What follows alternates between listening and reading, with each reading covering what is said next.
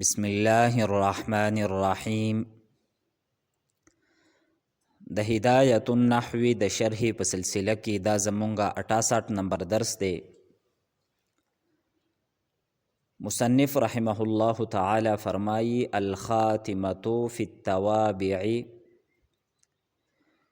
اعلم أن التي مرت من الأسماء المعربة كان إعرابها بالإسالة بأن دخلتها العوامل من المرفوعات والمنسوبات والمجرورات، فقد يكون إعراب الاسم بتبعية ما قبله ويسمى التابع لأنه يتبع ما قبله في الإعراب.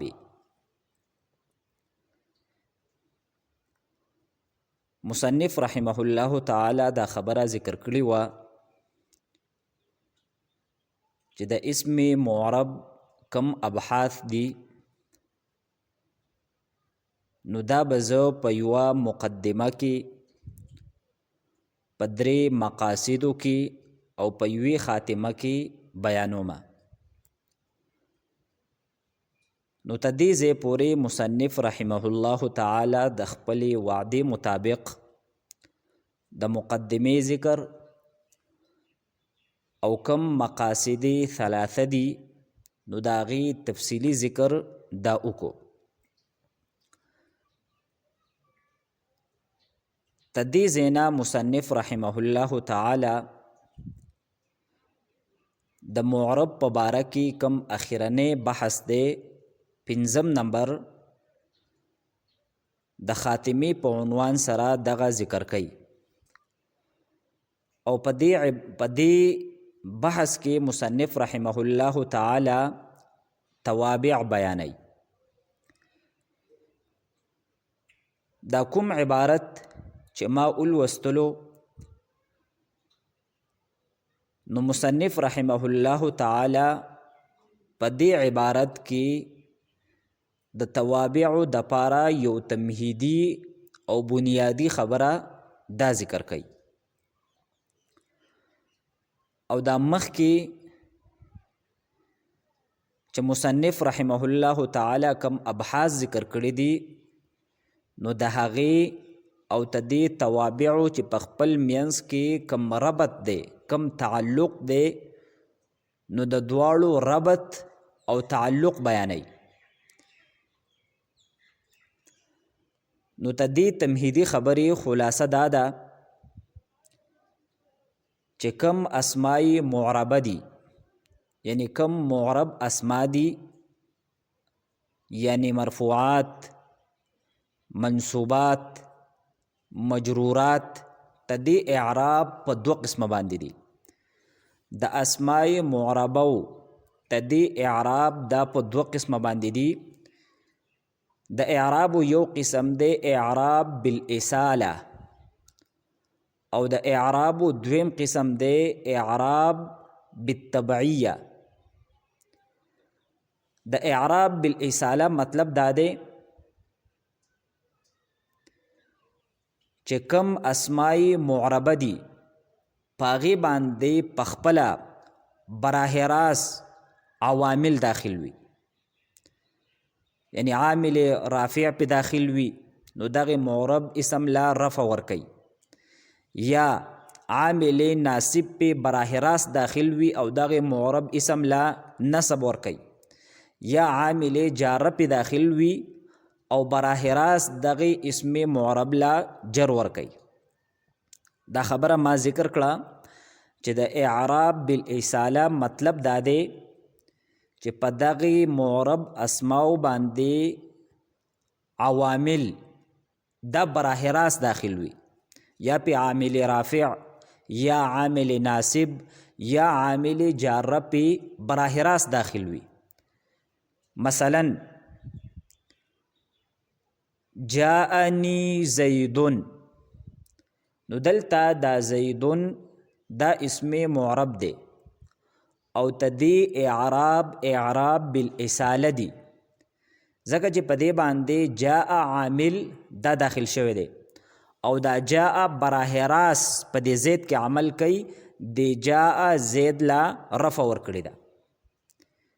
بل مثال دی رأیت زیدن، نو دلته په دې زیدن باندې رأیت فعل ناصب براه راست داخل شوی دی او په دې زید کې عمل دا رأیت فعل دا پخپله کوي. او د عامل جاره مثال له مررت بزیدن، نو دلته په دې زید باندې با جاره دا براه راست داخل شوی ده او دا پخپله په دې زید کې عمل کوي او د زید لی جر ورکړی دی. نو دا مخکې چې کم مونږه المقصد الاول کې مرفوعات ذکر کړل، المقصد الثانی کې منصوبات ذکر کړل او المقصد الثالث کې مونږه مجرورات ذکر کړل. نو تدغه مرفوعاتو د منصوباتو او د مجروراتو کم اعرابو، نو د دې ټولو اعراب بالاصاله و. د اعراب دویم قسم دی اعراب بالتبعیه. تدې مطلب دا دی چې پخپله په دغه معرب اسماو باندې عوامل داخل نوي. د اعراب بالتبعیه مطلب دا دی چې په دغه معرب اسماو باندې عوامل دا پخپله داخل نوي، بلکې دا معرب اسما تدینه مخکې چې کم اسما دي د هغې تابع وي. یعنی که مخکې اسم مرفوع وي نو دا تابع دا به هم مرفوع وي، که مخکې اسم منصوب وي نو دا تابع به هم منصوب وي، او که مخکې اسم مجرور وي نو دا تابع دا به هم مجرور وي. نو چونکې دا دویم اسم دا ته د مخکې اسم تابع دی په رفع نصب جر کې، نو دی وجې نه دیتا تابع وی. نو خلاصه دا شوه چې کم اعراب دی نو دا په دوه قسمه باندې دی، یو اعراب بالاصاله دی او دویم اعراب بالتبعیه دی.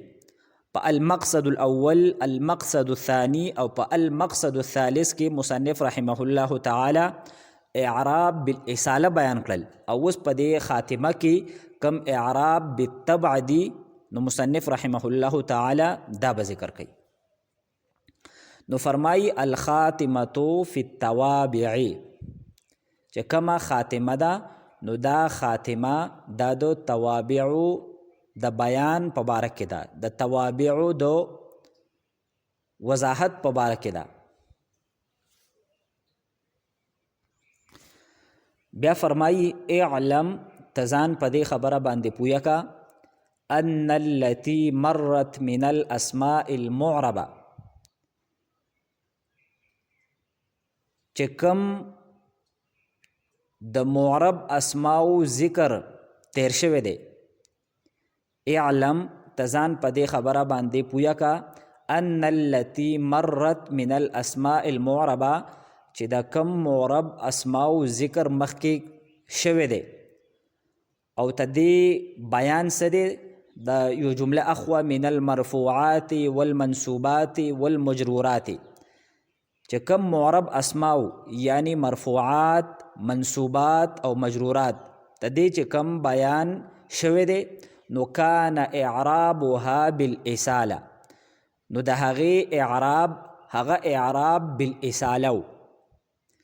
مخکې چې کم د معرب اسماو ذکر شوی دی او هغه مونږ کم ذکر کړیو، مرفوعات هم ذکر کړیو، منصوبات هم ذکر کړیو او مجرورات هم ذکر کړیو. نو مصنف فرمایي کان اعرابها بالاصاله، نو تدغه معرب اسماو اعراب دا اعراب بالاصاله.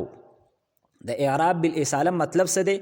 نو مصنف فرمایي بان دخلتها العوامل، چې عوامل پخپل په دغه باندې داخلو او دغه عوامل با په دغه معرب اسماو کې عمل کو. که عامل رافع بو نو دغه اسم لبی رفع ورکولا، که عامل ناسبو نو دغه اسم لبی نصب ورکو، او که عامل جاروا نو دغه اسم لبی جر ورکو. من المرفوعات والمنصوبات والمجرورات دا خبر مونږ ذکر کړه چې دا د الاسماء المعربه بیان دی. نو دا خو د اعراب یو قسم و، اعراب بالاصاله. دویم قسم کم دی نو مصنف فرمایي فقد یکون اعراب الاسم بتبعیت ما قبله. کله کله د اسم اعراب دا د خپل مخکې لفظ تابع وي. فقد یکون اعراب الاسم نو کله کله د اسم اعراب بتبعیت ما قبله د خپل مخکې لفظ د هغې تابع وي. ويسمى التابع او دې ته څه وایي؟ تابع ورته وایي. چې د کم اسم اعراب دا د مخکې اسم د اعرابو تابع وي نو دې ته به مونږ څه وایو؟ د دویم اسم ته دې ته به مونږ تابع وایو. او تابع به ورته ولې وایو؟ لانه یتبع ما قبله فی الاعراب. ځکه چې دا د خپل مخکې اسم تابع وي په اعرابو کې. د تابع معنی دا وروستو تلونکی. د تابع معنی دا وروستو تلونکی. نو چونکې چې کم لفظ تابع وي نو دا هم د خپل مخکې کم اسم دی نو په هغې پسې تلونکی وي په اعرابو کې. یعنی که هغه مرفوع وي نو دا هم مرفوع وي، که هغه منصوب وي نو دا تابع هم منصوب وي، او که هغه مجرور وي نو دا هم مجرور وي. نو دې وجې نه دې ته څه وایي؟ تابع وایي. ویسمى التابع او د دویم اسم ته تابع وایي لانه یتبع ما قبله فی الاعراب. ځکه چې دا د خپل مخکې اسم د هغې تابع وي فی الاعراب په اعرابو کې. او د دې کم اسم چې دا تابع وي په اعرابو کې نو دغه اسم ته یعنی د مخکې اسم ته به مونږه مطبوع وایو. او دا کم دویم اسم دی دا کوم تابع دی نو دې ته به تابع وایو. چې کم مخکې اسم دی دې ته به مونږه مطبوع وایو او کم دویم اسم دی دې ته به مونږه تابع وایو. مثلا رجل عالم، رجل عالم نو دا عالم تابع دی د رجل نو رجل دې ته به مونږه مطبوع وایو. دای عمومي نام دی د 15 توابعو. رجلون دې ته به مونږه مطبوع وایو او عالمون دې ته به مونږه تابع وایو. تابع به ورته ځکه وایو چې دا د خپل مخکې اسم د رجلون تابع دی په اعرابو کې. رجلون مرفوع دی نو د عالمون دا هم مرفوع دی. نو دا خو تمهیدی خبره وه. مصنف رحمه الله تعالی کم توابع دی او کم تدینا مخکی کم اسم دی، کم مطبوعات دی، کم توابع دی او د کومو اسمونو اعراب بالاصاله دی. نو د هغې په خپل منځ کې یو ربط بیان کو. دا خبره ذکر کړه چې د اعرابو 2 قسمونه دي، اعراب بالاصاله او اعراب بالتبعیه. بیا مصنف رحمه الله تعالی فرمائی وهو كل ثان معرب بإعراب سابقه من جهة واحدة والتوابع 5 أقسام: النعت والعطف بالحروف والتأكيد والبدل وعطف البيان. په دې عبارت کې مصنف رحمه الله تعالی د تابع تعریف ذکر کړی دی او د تابع 15 اقسام دای اجمالا او مختصرا دای ذکر کړی دی. نو مصنف د تابع تعریف په دې الفاظو سره کړی دی: هو كل ثان معرب بإعراب سابقه من جهة واحده. دا د تابع تعریف دی. مطلب دا دی چې د نحویانو په اصطلاح کې تابع دا به مونږه هر هغې دویم ته وایو چې هغه د خپل مخکې اسم د اعرابو مطابق وي، د هغې د اعرابو موافق وي او د دواړو اعراب دا د یو جهت نه وي. د نحویانو په اصطلاح کې تابع هر هغې دویم ته وایي چې هغه د خپل مخکې لفظ د هغې موافق وي په اعرابو کې. یعنی که هغه مرفوع وي نو دا هم مرفوع وي، که مخکې اسم منصوب وي نو دا دویم هم منصوب وي او که مخکې اسم مجرور وي نو دا دویم هم مجرور وي. او بله اهمه خبره من جهة واحدة او د دواړو د اعرابو جهت دا یو وي. که مخکې مرفوع وي د فاعلیت د وجې نه نو دا تابع به هم مرفوع وي د فاعلیت د وجې نه. که مخکې منصوب وي د مفعولیت د وجې نه نو دا دویم به هم منصوب وي د مفعولیت د وجې نه. او که چرې دا دویم که دا لومبې دا مجرور وي د مضاف الیه کېدلو د وجې نه نو دغه شانتې دا دویم به هم مجرور وي د مضاف الیه کېدلو د وجې نه. نو چې که چرې دا جهت یو وي نو دې ته څه وایي تابع وایي. من جهة واحدة د اعرابو دا کم جهت دی نو دا جهت دا به هم یو وي. نو که تاسو په دې تعریف باندې غور وکئ او سوچ وکئ نو په دې کې درې قیدونه دي. یو قید پکې دا دی وهو کل ثان تابع به مونږه دویم ته وایو. یعنی دا تابع دا په خپل مطبوع باندې نشي مخکې کېدلی. تابع دا به د مطبوع نه وروستو وي او دا به په دویمه درجه کې وي. د لومبۍ خبره پکې مونږ دا وکړه هو کل ثان چې دا به په دویم نمبر باندې وي. خو دلته په دې باندې اعتراض کیږي چې تا دا خبره وکړه چې دا تابع دا به په دویم نمبر باندې وي. حالانکه فجاءني زید العالم الفاضل الکریم یا الشجاع وغیره وغیره. نو په دې کې دا کم الفاضل دی الکریم دی یا شجاع دی نو دا ټول صفت دی د زید. او دا الفاضلو دا په دریم نمبر باندې دی. الکریمو دا په څلورم نمبر باندې دی. او که شجاع لفظ ورسره مونږ ولیکو نو دا په پنځم نمبر باندې دی. نو دا ټول تابع دي. د الفاضلو هم تابع دی، الکریمو هم تابع دی او الشجاع دا هم تابع دی. حالانکه دا خو په دویم نمبر باندې نه دي. او ته دلته داسې وایې چې کل ثان دا به هر هغې دویم ته مونږ وایو. نو ته دې یو جواب دا دی چې دلته د ثانین نه مراد دویم نمبر نه دی بلکې د دویمې درجې والا مراد دی. د کل ثانین نه مراد دویم نمبر نه دی چې په ایک پسې دو نمبر وي بلکې د دویم نه مراد د دویمې درجې والا دی. یعنی په اوله درجه کې به نه بلکې بس کې به په دویمه درجه کې. نو که په دویمه درجه کې چې څنګه دویم لفظ کېدی شي نو دغه شانتې دریم هم کېدی شي، څلورم هم کېدی شي او پنځم هم کېدی شي. یو جواب خو دا دی چې د ثانین نه مراد دا د دویم درجې والا دی یا د دویمې مرتبې والا دی، د دویم مقام والا دی. او دویم جواب دا دی چې د ثانین نه مراد مؤخر دی چې دا تابع دا به وروستو وي. نو خوا که په دویم نمبر باندې وي او که په دریمې او که په څلورم وي نو بیا په دې باندې څه اعتراض دا نه کېږي. نو یو قید خو پکې دا دی چې کل ثان. دویمه خبره پکې دا ده چې معرب به اعراب سابقه چې ته دې نه مخکې کم لفظ اعراب دی نو دا اعراب به ته د تابع هم وي. که مخکې مرفوع وي دا به هم مرفوع وي، که مخکې منصوب وي نو دا به منصوب وي، او که مخکې لفظ مجرور وي نو دا تابع دا به هم مجرور وي. نو دا پکې دویم قید دی.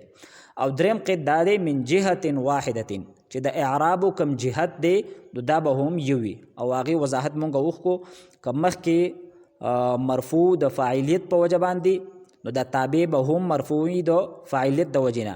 او که چېرې مخکې کلمه هغه منصوب وه د مفعولیت د وجې نه نو دا تابع به هم منصوب وي د مفعولیت د وجې نه. او دغه شانتې د جر وجه هم مونږ ذکر کړه. نو په دې قید سره من جهة واحدة سره د مبتدا کم خبر دی نو هغه د تابع نه اوت. لکه تاسو وګورئ زید عالم نو په دې کې عالم دا د زید نه وروستو دی. او څنګه چې زید مرفوع دی نو دغه شانتې عالمون هم مرفوع دی. خو ته دې کم جهت دی نو د دواړو د اعرابو جهت دا مختلف دی. زید مرفوع دی د مبتدا کېدلو د وجې نه او عالمون دا مرفوع دی د خبر کېدلو د وجې نه. د دواړو جهت مختلف دی. نو دی وجنا عالمون ته به مونږ تابع نه وایو بلکې د عالمون دا د زیدون خبر دی. نو دا مصنف رحمه الله تعالی د تابع تعریف وکړو وهو کل ثان دا د هر هغې دویمې درجې والا دی معرب به اعراب سابقه چې دا به معرب وي د خپل مخکې کلمې یا د مخکې لفظ په اعرابو سره یعنی د دواړو اعراب دا به یو شانتي وي من جهة واحدة او د اعرابو کم جهت دی نو دا جهت دا به هم یو وي. والتوابع 5 اقسام او توابع دا په 15 قسمه باندې دي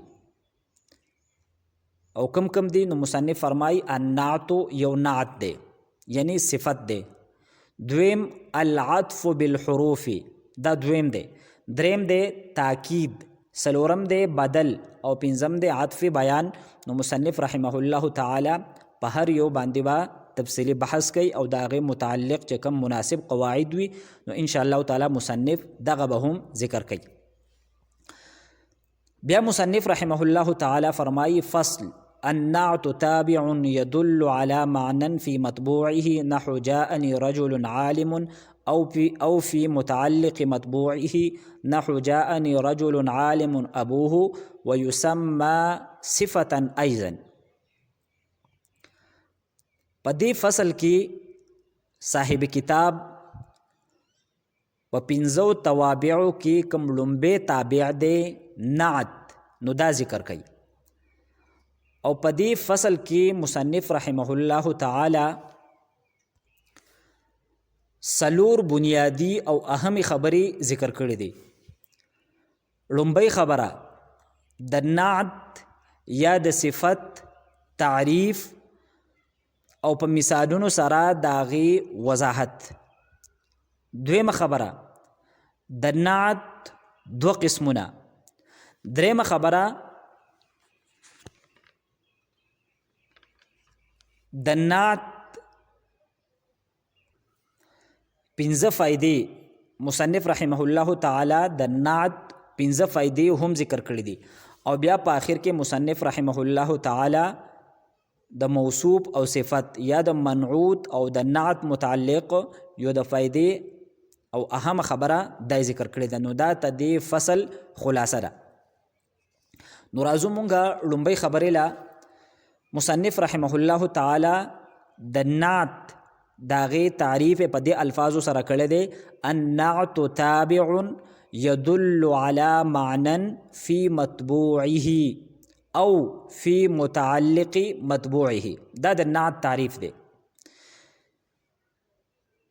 تدې مطلب دا دی چې نعت دا به مونږه هغې تابع ته وایو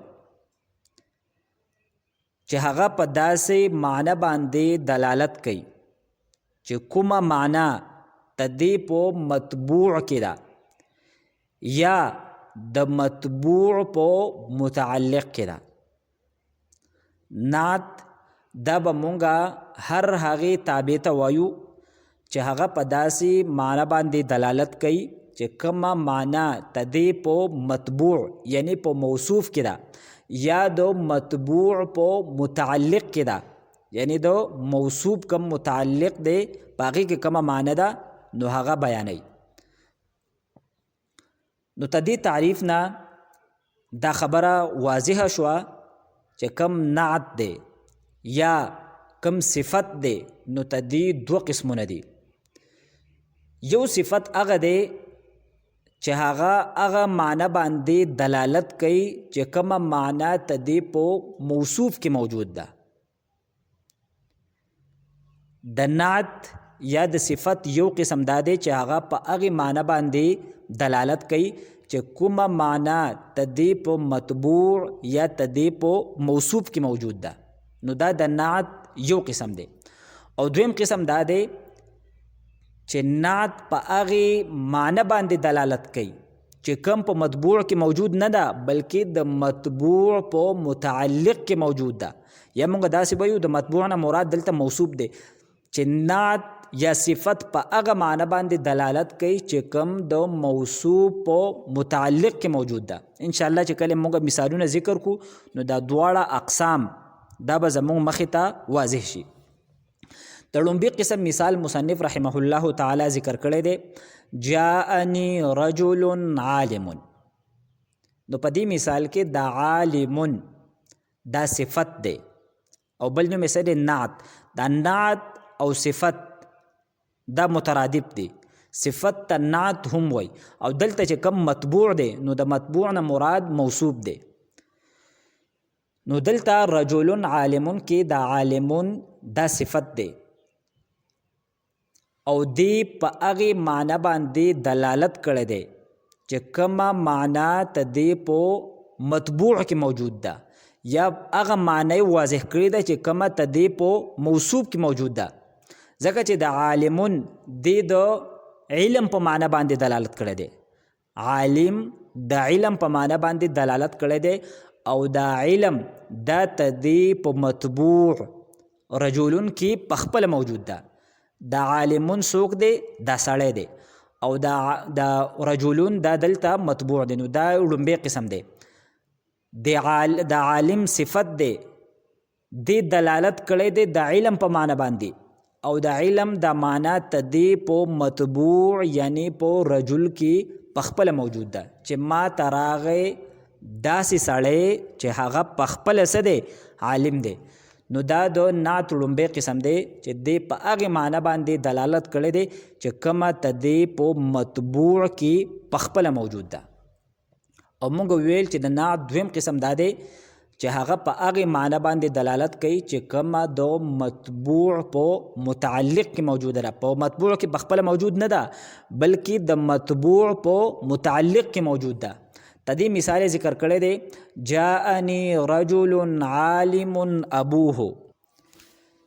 نو په دې مثال کې عالمون دا صفت دی او دی د علم په معنی باندې دلالت کړی دی. خدا د علم معنی دا په رجلون مطبوع کې یا رجلون موصوف کې په خپله موجود نه ده بلکې د دې رجل چې کم متعلق دی د رجل سره چې د چا تعلق دی یا د رجل چې د چا سره تعلق دی نو دا معنی په هغې کې موجود ده. مطلب یې دا دی چې ما ته داسې سړی راغی چې د هغې پلار عالم دی. نو دا علم په معنی د علم د معنی په رجل مطبوع کې موجود نه ده بلکې د رجل چې کم متعلق دی او هغه په دې مثال کې څه دی؟ اب. د علم معنی په هغې کې موجود ده. نو د عالمون دی د مطبوع د متعلق د هغې وضاحت یې وکړو. په هغې کې چې کومه معنی پرته وه د علم والا د هغې وضاحت یې وکړو او د هغې بیان یې وکړو. نو دا د نعت دویم قسم دی. لومبی قسم دا دی چې نعت په هغې معنی باندې دلالت وکړي چې کومه په مطبوع کې په خپله موجود ده. او د دې مثال موږ ذکر کو جاءنی رجل عالمون. د صفت دی قسم ته صفت بحال الموصوف وی یا صفت بحاله وی. د صفت دا کوم لومبی قسم دی نو دی ته صفت بحال الموصوف یا صفت بحاله وی. او د صفت یا د نعت دویم قسم مونږ دا ذکر کو چې په هغې معنی باندې دلالت کوي چې کم د مطبوع په متعلق کې موجود ده. او د صفت دی قسم ته صفت بحال متعلق الموصوف وی یا صفت بحال متعلقه وی. یعنی په دې دویم قسم کې به د متعلق لفظ راځي او په دې لومبي قسم کې به د متعلق لفظ دا نه وي. نو چې مونږ دا نومونه هم یاد کو. نو مصنف رحمه الله تعالی فرمایي فصل النعت تابع. نعت دا داسې تابع دی یدلو چې دا دلالت کوي علی معنن فی مطبوعه په داسې معنی باندې چې کوم تدی په مطبوع کې موجود ده. نو دا د صفت لومبی قسم دی. نحو جاءنی رجل عالم. نو دلته عالمون دا نعت دی دا صفت دی او دا تابع دی او تدی کوم مطبوع دی نو هغه رجلون دی. نو که ستاسو خیال وي نو تدی دواړو اعراب یو شانتی دی. دا عالمون دا تابع دی په دې باندې د تابع چې کم تعریف مونږ کړی و هغه به صادق راځي. نو عالمون دا صفت دی او رجلون تدی موصوف دی. نو چې دا خبره زمونږ په ذهن کې وي چې د موصوف او د صفت اعراب یو شانتی به وي. د صفت کم اعراب دی نو هغه به د خپل موصوف به شانتی وي. که موصوب مرفوع نو صفت به هم مرفوع وي، که موصوب منصوب نو صفت به هم منصوب وي، او که موصوب مجرور نو صفت به هم مجرور وي، ځکه چې دا صفت دا تابع دی د خپل موصوف. نحو جاءني رجل عالم، او فی متعلق مطبوعه، یا دا نعت په داسې معنی باندې دلالت کوي چې هغه د مطبوع په متعلق کې موجوده وي، په مطبوع کې نه وي بلکې د مطبوع په متعلق کې موجود وي. نو دا د صفت دویم قسم دی. مثال یې څه دی؟ جاءني رجل عالم ابوه، نو دلته د عالمون دا صفت دی، دا تابع دی او دې په داسې معنی باندې دلالت کړی دی چې هغه د مطبوع په متعلق کې موجود ده. او دلته موږ سره مطبوع دی رجل، نو دا د عالم د رجل د معنی وضاحت نه دی کړی بلکې د رجل چې کم متعلق دی او هغه اب دی د هغې وضاحت یې کړی دی چې د علم د معنا دا د رجل په اب کې ده، او چونکې د اب د رجل سره تعلق دی نو دې وجې نه د صفت دې قسم ته صفت بحال متعلق الموصوف وي.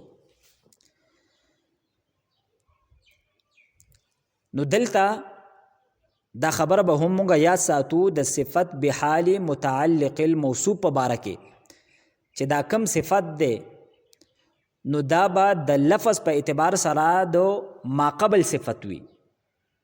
لکه دلته مثلا عالم دی نو دا به د لفظ په اعتبار سره د رجل صفت وي، خو د معنی په اعتبار سره دا صفت دی د رجل د متعلق یعنی د اب صفت دی.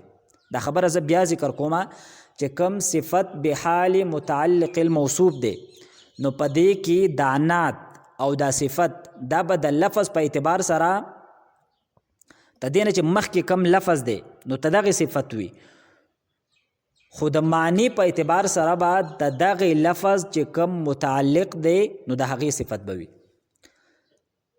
نو دلته عالمون دا خو د لفظ په اعتبار سره د رجل صفت دی، لیکن د معنی په اعتبار سره د عالم دا د رجل صفت نه دی بلکې د رجل د متعلق یعنی د اب صفت دی. نو دلته د عالمون او د رجلون اعراب دا یو شانتی دی، دواړه مرفوع دي. جاءني رجل عالم ابوه ويسمى صفة ايضا، او د نعت ته صفت هم وي. دا خبره مخکې مونږ ذکر کړه چې نعت ته صفت وي او دلته د مطبوع نه مراد موصوف دی. بیا مصنف رحمه الله تعالی فرمایی والقسم الاول يتبع مطبوعه في 10 اشياء في الإعراب والتعريف والتنكير والإفراد والتثنية والجمع والتذكير والتانيث. نحو جاءني رجل عالم ورجلان عالمان ورجال عالمون وزيد العالم وامرأة عالمة. نو دې عبارت کې مصنف رحمه الله تعالی دا خبره ذکر کړې ده چې د صفت کم لومبی قسم دی، یعنی صفت بحال الموصوف یا صفت بحاله، نو دا با د خپل مطبوع یعنی د خپل موصوف مطابق وی په لسو سیزونو کې.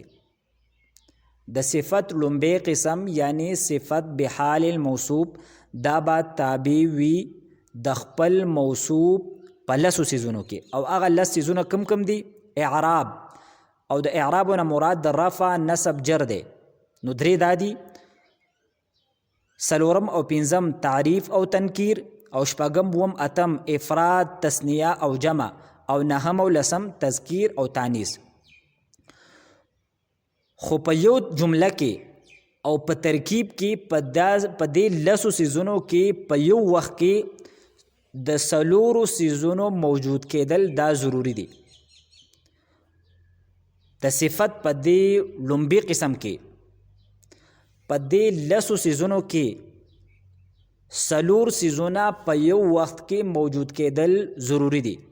په دې لسو سیزونو کې سلور سیزونو کې بعد صفت د خپل موصوف مطابق وي، په رفع نصب جر کې په یو کې، یعنی که یو مرفوع که موصوف مرفوع وي نو صفت به هم مرفوع وي، که موصوف منصوب وي نو صفت به هم منصوب وي، او که موصوف مجرور وي نو صفت به هم مجرور وي. په دې دریو کې یو ضروری دی.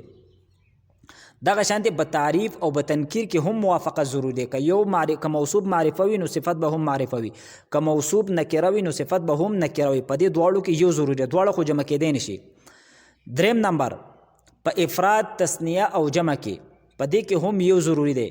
که موصوب واحد وي نو صفت به واحد وي، که موصوب تثنیه وي نو صفت به تثنیه وي، او که موصوب جمع وي نو صفت به هم جمع وي. او څلورم نمبر په تذکیر او په تانیث کې هم په یو کې مطابقت ضروری دی. که موصوب مذکر وي نو صفت به هم مذکر وي، او که موصوب مؤنث وي نو صفت به هم مؤنث وي.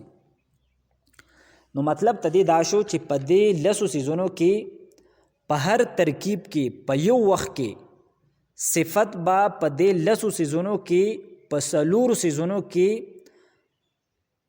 د خپل موصوب سره مطابق وي. اوس د دې مصنف رحمه الله تعالی د مثالونو په ذریعه سره وضاحت کوي. ان شاء الله تعالی کوم مثالونو باندې مونږ غور او فکر وکړو نو دا خبره دا به نور هم واضح شي. نو لومبی مثال مصنف رحمه الله تعالی ذکر کړی دی، جاءنی رجل عالم. نو په دې کې د عالمون دا صفت دی د رجل، او دا د صفت لومبی قسم دی، یعنی صفت بحال الموصوب. په هغې معنی باندې دلالت کړی دی چې کومه ته دې په مطبوع کې پخپله موجود ده. نو دواړه واحد دي، رجلون هم واحد دی او عالمون دا هم واحد دی. دویمه خبره، دواړه مرفوع دي، رجل هم مرفوع دی او عالمون دا هم مرفوع دی. دریمه خبره، دواړه نکری دي، رجل هم نکره دی نو عالمون هم نکره دی. او څلورمه خبره، دواړه مذکر دي، رجلون هم مذکر دی او عالمون هم مذکر دی. نو په یو وخت کې دا صفت د خپل موصوب سره په څلورو خبرو کې څه دی مطابق دی. په دغې لسو کې په څلورو سیزونو کې په یو وخت کې د صفت د خپل موصوب مطابق کېدل دا صفت په لومبي قسم کې ضروری دی. دویم مثال ورکړی دی، رجلان عالمانی. دا عالمانی دا صفت دی د رجلانی، او دا هم د صفت لومبی قسم دی. نو په دې کې به هم دغه څلور خبرې دا به مونږ تلاش کوو. دواړه تثنیه دي، رجلان هم تثنیه دی او عالمان هم تثنیه دی. دویم، دواړه مرفوع دي په الف سره. مونږ دا ویلو چې د تثنیه حالت رفعی دا به په الف سره وي. نو رجلان هم مرفوع دي په الف سره او عالمان هم مرفوع دي. نو دواړه تثنیه دي او دواړه مرفوع دي. دریم نمبر، دواړه نکری دي، رجلان هم نکره دي او عالمان دا هم نکره دي. او څلورم نمبر، دواړه مذکر دي. دریم مثال ورکړی دی، رجال عالمون. رجال عالمون، دا عالمون دا صفت دی د رجالون. نو دواړه جمع دي، رجال هم جمع ده او عالمون دا هم جمع ده. دویم، دواړه مرفوع دي، رجال هم مرفوع دي او عالمون هم مرفوع دي. خو چونکې رجال مفرد، رجال جمع مکسر منصرف دی نو تدې حالت رفعی په ضمې سره ده، او عالمون دا جمع مذکر سالم دی، تاغي حالت رفعی په واو سره دی. خو په مرفوع کېدو کې دواړه څه دي موافق دي، دواړه جمع دي او دواړه مرفوع دي. او دواړه نکری دي، رجال هم نکره دی او عالمون دا هم نکره دی، او دواړه مذکر هم دي. نو دغه څلور وانه سیزونه په یو وخت کې په دې صفت کې موجود دي. بل مثال ذکر کړی دی، زید العالم. نو د عالم صفت دی د زید، او دا صفت به حال الموصوب دی. نو په یو وخت کې به دا د خپل موصوب په دغه څلورو خبرو کې موافق وي. دواړه واحد دي، زید هم واحد دی نو صفت عالم هم واحد دی. دویم، دواړه مرفوع دي، زید هم مرفوع دی په ضمې سره او عالمو هم مرفوع دی په ضمې سره. دریم نمبر، دواړه معرفي دي، زید هم معرفه دی او العالمو هم معرفه ده. زید عالم دی او عالم باندې الف لام داخل شوی دی. او څلورم نمبر، دواړه معرفي هم دي. او بل مثال ذکر کړی دی، امرأة عالمة. دا عالمة صفت دی د امرأة او دا صفت به حال الموصوب دی. نو په یو وخت کې په دغه څلورو سیزونو خبرو کې مطابقت دا ضروری دی. نو که تاسو وګورئ، دواړه واحد دي، امرأة هم واحد دی، عالمة هم واحد دی. دویم نمبر، دواړه مرفوع دي. او دریم نمبر، دواړه نکری دی، امرأتون هم نکره دی او عالمتون هم نکره دی. او سلورم نمبر دواړه مؤنث دی، امرأتون هم مؤنث دی او عالمتون دا هم مؤنث دی. نو د صفت چې کم لومبی قسم دی صفت بحال الموصوف یا صفت بحاله، دا با د خپل مطبوع موافق وي په لسو خبرو کې په یو وخت کې په څلورو څیزونو کې. په رفع نصب جر کې په دې کې به موافق وي. دویم نمبر په تعریف او په تنکیر کې. دریم نمبر په افراد تثنیه او په جمع کې. او سلورم نمبر په تذکیر او په تانیث کې. مصنف فرمایي والقسم الاول د صفت چې کوم لومبی قسم دی یتبع مطبوعه، دا به تابع وي د خپل مطبوع، یعنی دا به مطابق وي د خپل مطبوع فی 10 اشیاء په لسو څیزونو کې. فی الاعراب په اعراب کې، د اعراب نه مراد د رفع نصب جر والتعریف والتنکیر په تعریف او په تنکیر کې، والافراد والتثنیه والجمع په افراد تثنیه او جمع کې. افراد نه مراد واحد دی. والتذکیر والتانیث او په تذکیر او په تانیث کې. او بیا دغه مثالونه ذکر کړي دي. جاءني رجل عالم ورجلان عالمان ورجال عالمون وزید العالم وامرأة عالمة، دا 5 مثالونه دا ذکر کړي دي. والقسم الثاني انما يتبع مطبوعه في الخمسة الاول فقط. او د صفت کم دویم قسم دی صفت بحال متعلق الموصوف یا صفت بحال متعلقه، یعنی هغه صفت چې کم د مطبوع د متعلق وضاحت کوي، په هغه معنی باندې دلالت کوي چې کومه د صفت چې کومه د مطبوع په متعلق کې موجوده ده. نو دغه صفت دا به د خپل موصوف مطابق وي په 5 څیزونو کې. او هغه 5 څیزونه څه دي؟ اعراب یعنی رفع نصب جر. که یو مرفوع وي نو صفت به هم مرفوع وي، که مطبوع منصوب وي نو صفت به هم منصوب وي، او که مطبوع مجرور وي نو صفت به هم مجرور وي. په دې دریو کې په یو وخت کې یو پکې سره ضروری دی. که یو مرفوع نو بل مرفوع، که بل منصوب نو بل منصوب، او که مطبوع مجرور نو صفت به هم مجرور وي. او دویم په تعریف او په تنکیر کې، که یو معرفه وي نو بل به هم معرفه وي، او که یو نکره وي نو صفت به هم سوي نکره وي. نو په دې 5 کې په یو وخت کې پکې څو ضروری دي؟ 2 ضروری دي. په لومبي قسم کې صفت بحال الموصوف کې په یو وخت کې 4 ضروری وو، او صفت بحال المتعلق دا به مطابق وي د خپل موصوف په یو وخت کې په 2 خبرو کې، په 2 خبرو کې. یعنی په رفع نصب جر کې په دې کې به په یو خبره کې مطابق وي، او په تعریف او تنکیر کې په یو خبره کې به سوي مطابق به وي.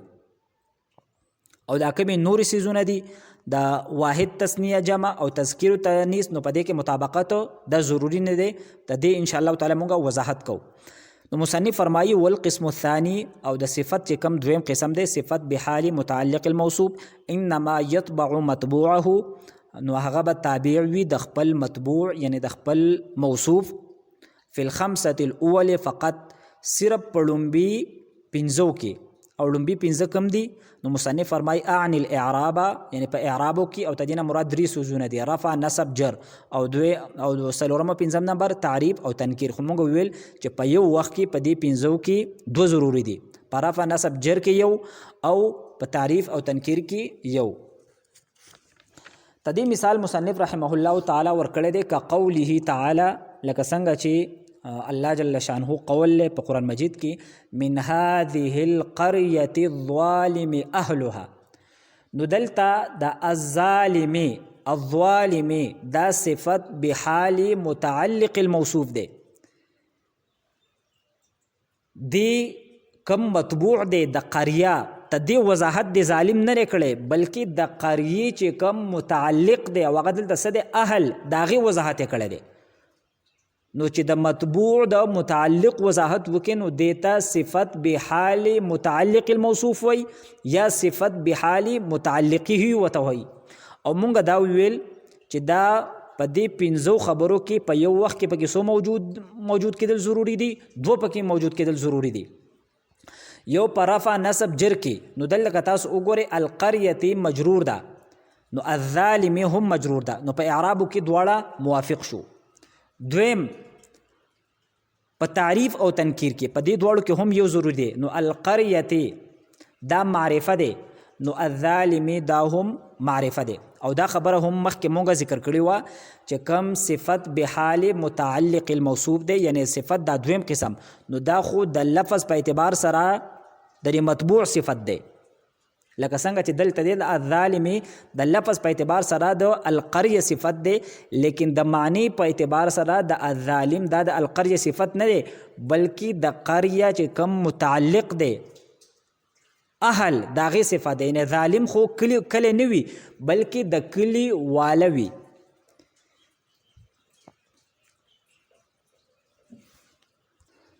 نو صفت بحال متعلق الموصوف دا به د لفظ په اعتبار سره د خپل کم مطبوع دی، خپل کم موصوف دی. نو په دغه پنځو کې په یو وخت کې پکې څه ضروري دي؟ دوه، په رفع نصب جر کې یو، او په تعریف او تنکیر کې یو. دا باقی نور کم پنځه څیزونه دي، یعنی افراد تثنیه او جمع او تذکیر او تانیث. افراد تثنیه جمع او تذکیر و تانیث کی په دې کې بعد دا صفت بحال متعلق الموصوف تدی مثال دو فعل بشانتی وی.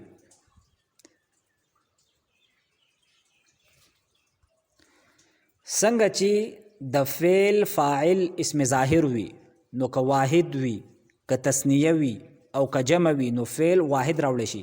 نو دغه شانتې د صفت بحال متعلق الموصوف تدې چې کم فاعل له کاغه واحد نو دا صفت به واحد راوړی شي، کاغه که واحد او تثنیه وي او که جمع وي نو په درې اوله حالتونو کې دا صفت بحال متعلق الموصوف دا به موږ سره راوړو، واحد به راوړو.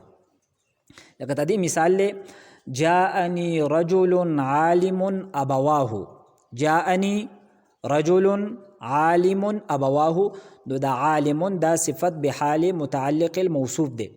نو که ستاسو خیال وي نو دلته دا ابواه دا ته د عالمون صفت د پاره فاعل له او دا تثنیه ده، خو مونږ به دا صفت دا به واحد راوړو، ځکه چې کله د فعل فاعل اسم ظاهر وي نو که واحد وي او که تثنیه وي او که جمع وي نو فعل واحد راوړی شي. نو دغه شانتي دا کم صفت بحال متعلق الموصوف دی نو که د دې فاعل اسم ظاهر و نو که واحد او که تثنیه او که جمع و نو د دې کم صفت دی، یعنی د صفت دا صيغه ده نو دا به واحد راوړی شي. نو دلته په جاءني رجل عالم ابواه کې د عالمون کم فاعل له نو دا تثنیه ده، خو چونکه اسم ظاهر دی نو عالمون دا واحد راوړی شوی دی. او څنګه چې د فعل فاعل مذکر وي نو فعل مذکر راوړی شي، او کچری د فعل فاعل مؤنث حقیقي وي نو فعل مؤنث راوړی شي. نو دغه شانته د صفت بحال متعلق الموصوف کې هم ده، کته دی فاعل دا مذکر نو دا صفت بحال متعلق الموصوف دا به هم مونږه مذکر راوړو، او کچری مؤنث حقیقي نو بیا به هم مونږه دا صفت بحال متعلق الموصوف دا به مؤنث راوړو. لکه تدی مثال له من هذه القرية الظالم اهلها،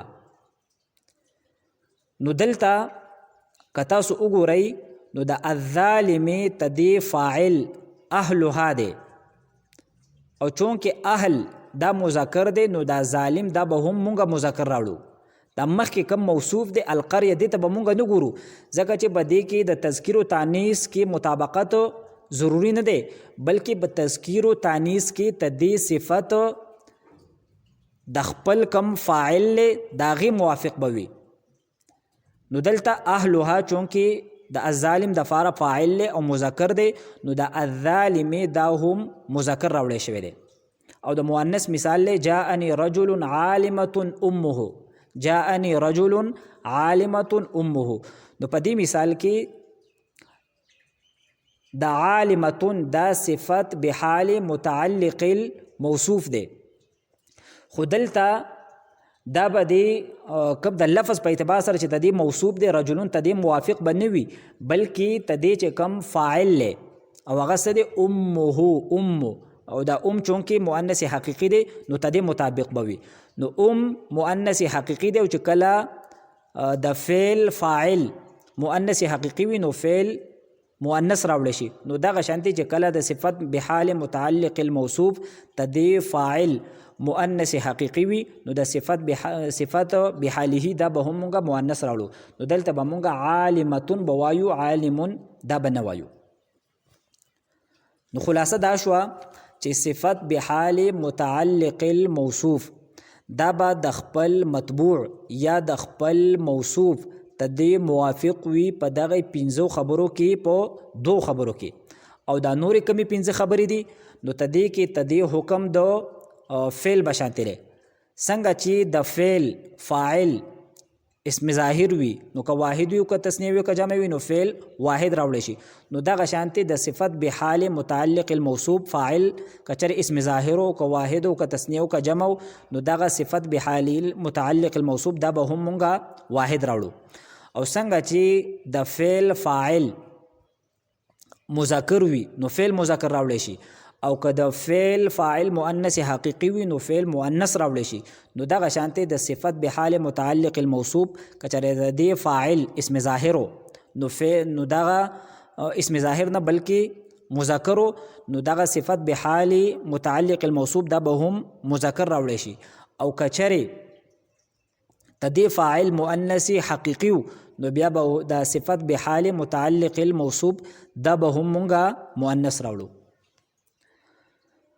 اوس راځو مونږه یو ځل بیا ته د عبارت ترجمه ذکر کوو او دا کوم مثالونه دي نو ان شاء الله تعالی ته دې ترکیبونه به هم مونږه ذکر کوو. مصنف فرمایي الخاتمه فی التوابع، خاتمه دا په توابعو کې ده.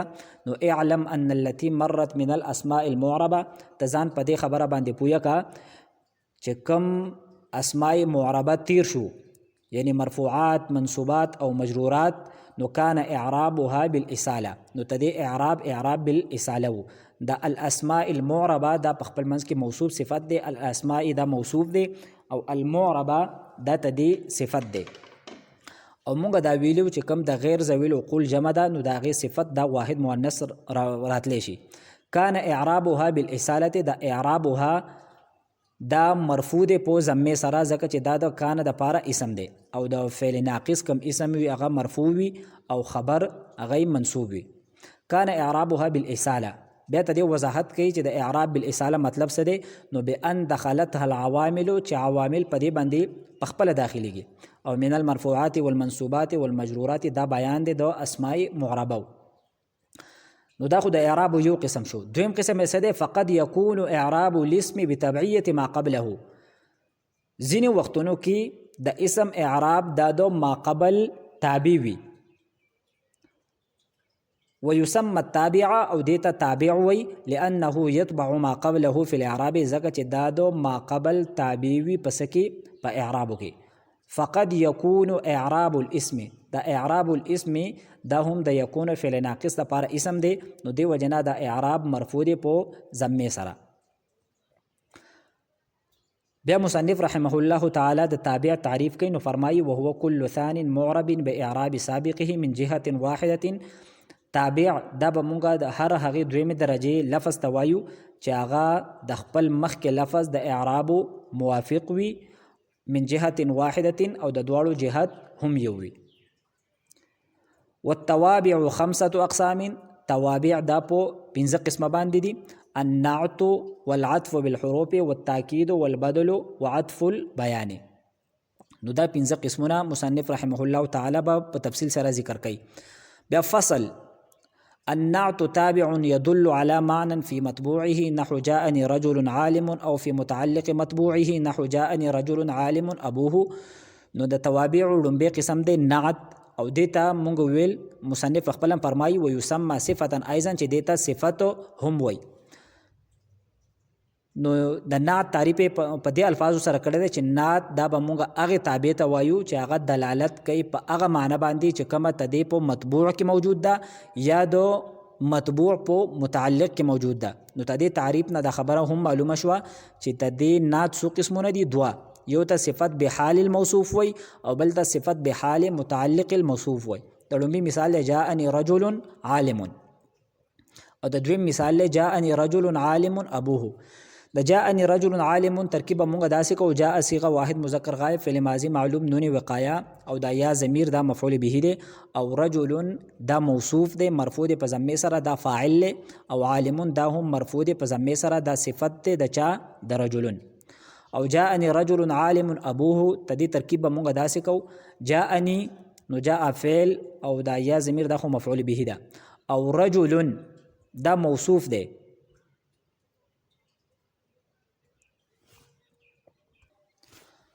عالم دا د اسم فاعل دا واحد مذکر صيغه ده او ابوه دا مضاف الیه دا فاعل د عالم د پاره او چونکه اب دا د اسماء 56 دی او موږ ویلو چې داغه حالت رفعی په واو سره وی حالت نسبی په الف سره وی او حالت جری په یا سره وی نو دلته چونکه په حالت رفعی سره دی نو دا مرفوع دی په واو سره نو دا ابوه دا فاعل دی د عالمون د پاره نو عالمون صيغه اسم فاعل اپنے فاعل سے مل کر نو دا شبه جمله ہو کر دا بیا صفت جوړیږي د چا د پاره د رجلون د پاره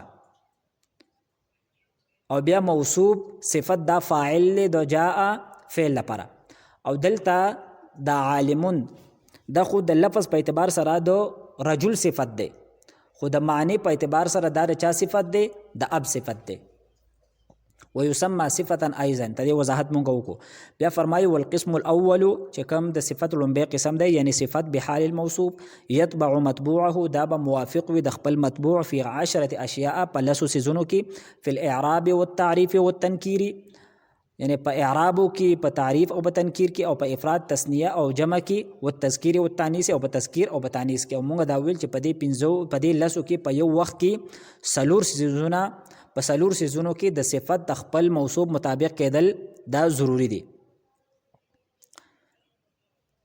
فی الاعراب والتعریف والتنکیر د تعریف د تنکیر د افراد د تثنیه د جمع د تذکیر او د تانیث ته دی عطف دی په اعراب باندې نحو جاءني رجل عالم نو جاء صيغه واحد مذکر غائب فعل ماضی معلوم نون وقایا او د یا ضمیر مفعول به دی رجل موصوف دی او فاعل او عالمون دا د رجل لپاره صفت دی او دا رجلان عالمان دا عطف دی په رجلون عالمون باندې نو د رجلون عالمون په ځای باندې به اوس مونږه رجلان عالمان راوړو لکه جاءني رجلان عالمان نو دا رجلان عالمان دا هم فاعل له